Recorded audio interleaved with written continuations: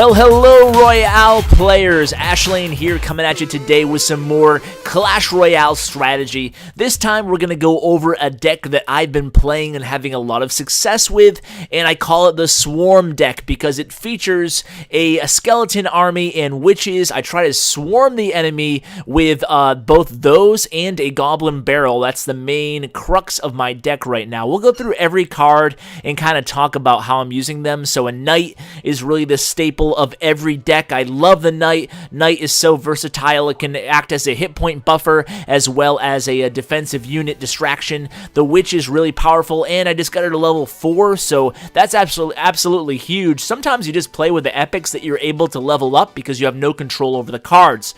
Now the Spirit Goblins and the Archers I'm using as defensive and versatile units, and the main crux of my deck is the Prince, the Skeleton Army, the Goblin Barrel, and I'm using Freeze Spell. But because this is the Swarm deck, I think I'm going to go ahead and put in a Minion Horde. That way it's really a volume attack deck. I want to come at the defender with a skeleton army, witch skeletons, minion horde. I really want to bombard them with volume here. That's the whole point of this deck.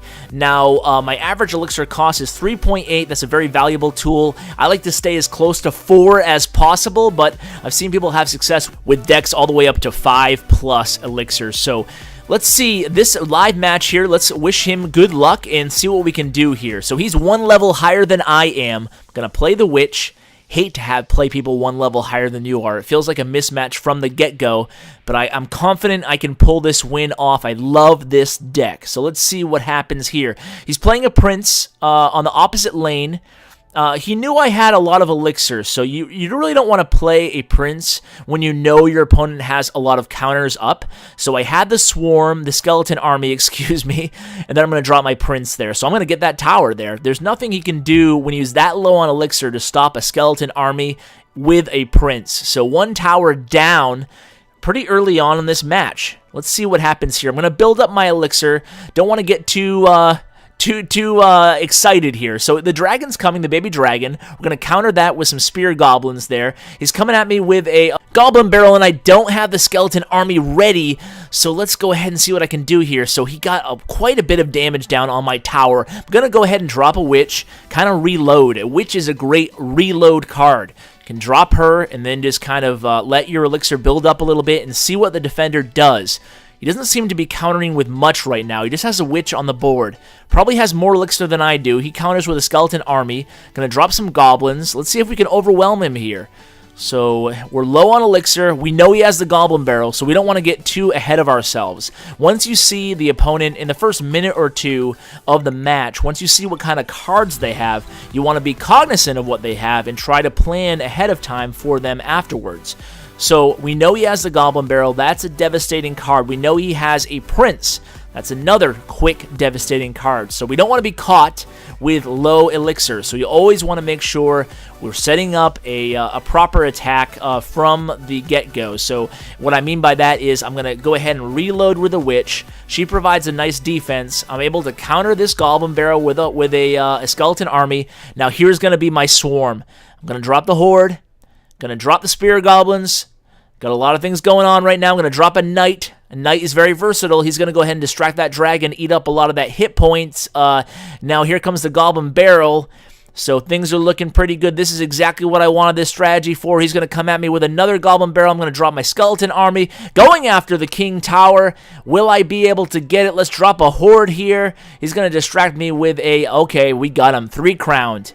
Wow, that was 3-0. So that was good. The Swarm deck is really exciting, and it's working well for me, and he was higher level than me, so we'll go ahead and wish him good luck. We'll review later, I guess, guys. Come on now. But let's go ahead and see a recent attack, but before we do that, let me give a quick shout out to my my clan here. The clan is Elite Nation. Let's go ahead and go to the clan page here. So you guys might know us. We have 8 clans in Clash of Clans, and I started a clan, a family of clans. We have 3 clans now: Elite Nation 1, 2, and 3. And let's see where I am in the leaderboard here. You might see some familiar names. Perhaps Chief Pat a little bit ahead of me. Oh, I've dipped down a little bit. I was higher than this. So not too bad, in the 30s right now in the individual ranking. Let's see if we can see any familiar names over here in the top 200. None that I'm seeing. Some familiar clans for sure. If you guys want to go ahead and download the game if you haven't already, you just need a Canadian iTunes account. It takes a few minutes to set up, but it will be worth it. It's an addicting little game. I'm sure if you're watching this long into the episode, you already know that. So my clan is 3 in the world right now. We'll see how long that will last. But hey, I'm really proud of Elite Nation. Shout out to the clan and to our feeders and Lisa and Joy who are leading our 2 feeders right now. So let's go ahead and watch a replay of a recent battle I had. Another Swarm deck replay. The only difference in this deck is I'm using the freeze spell instead of the Minion Horde. So let's go ahead and see how I played this. We might speed it up. This is my first time showing a replay. I usually just do the live attack so far. Let me know what you guys like to see in this game. Do you like live attacks? Do you like more, experimenting with decks? Do you like it all? I kind of want to know what you guys like so I can continue to bring that in the future. Even series. I'm going to be playing Spencer in Molt, I believe, coming up soon. So you guys want to see some of those replays, we'll bring those to you as well. So on this match here, getting to this match, right now I'm just playing defense. Kind of letting my army trickle over to the opposing side of the map. I drop a free spell here. It's not a bad free spell because I'm able to get those 2 archers did a heck of a lot of damage to that tower. It's almost half health there, so that wasn't a bad free spell, but I'll be honest with you guys. That free spell slot on my deck right now, I'm playing around with it. I haven't got the perfect card there, so maybe it's Minion Horde, maybe it's freeze, maybe I'll switch it with a rage spell. I don't know. Any suggestions, guys? I'm not sure if you all have those cards yet. He just froze my troops there. The cool thing about the freeze spell is it's so versatile. You can use it on defense, on offense, but also it lends itself to misuse. I've been misusing it here and there, and it's not because I have no clue what it does or when to do it, but rather it's kind of like a mistiming thing. You use it, and then your troops kind of die, or you use it defensively and you didn't really need it. You just need to have a really good feel. So he uses a good free spell there, froze my archers, and then was able to take down one of my towers. So at this point in the match, I'm kind of scared. Now, he's 1 level ahead of me as well, so I knew I was the underdog again. That's kind of what it's like right now on the leaderboard. But hey, such is life. You got to kind of deal with the situation. So I was able to get his tower down with a Goblin Barrel.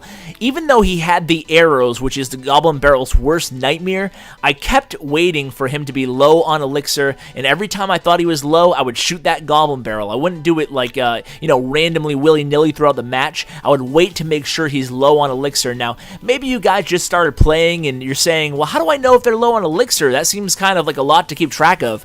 But the truth is, the more you play, the more repetition, the more you'll be able to grasp what's going on in your opponent's head and what their deck is like. So go ahead and keep playing, keep using repetition, and you'll get a better feel for the game. You might not realize it right away, but trust me, you will. So guys, thank you so much for watching, and thanks so much to my Patreon supporters. I really appreciate it, and I really appreciate all of you guys. Be sure to leave suggestions in the comments. I look forward to hearing from them, and as always, take care, guys. Hey guys, thanks for watching my video. Just a few ways you can help the channel out.